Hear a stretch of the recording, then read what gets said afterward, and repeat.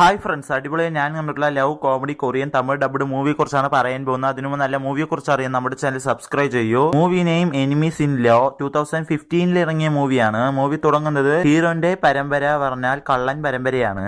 But hero പറഞ്ഞാൽ നല്ലവനാണ്, കള്ളത്തരങ്ങൾ ഏതും ചെയ്യില്ല. മറ്റൊരു ഭാഗത്ത് ഹീറോയിന്റെ ഫാമിലി ഫുള്ളും പോലീസാണ്. കള്ളൻ വാസസ് പോലീസ്, ഈ രണ്ട് ഫാമിലിയിൽ ചേർന്ന ഹീറോവും ഹീറോയിനും ലവ് ചെയ്യുന്നു.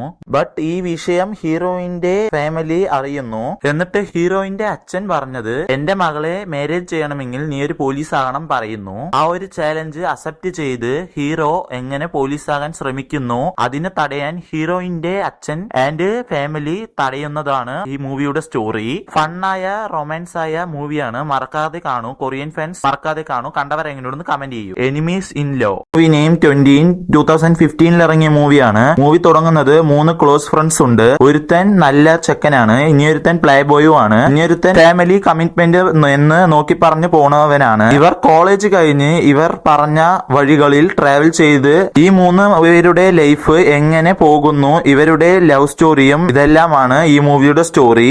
കോമഡിയും ആൻഡ് ഹ്യൂമറും നിറഞ്ഞ മൂവിയാണ്. കൊറിയൻ ഫാൻസ് മറക്കാതെ കാണൂ. കണ്ടവർ എങ്ങനെയുണ്ടെന്ന് കമന്റ് ചെയ്യൂ.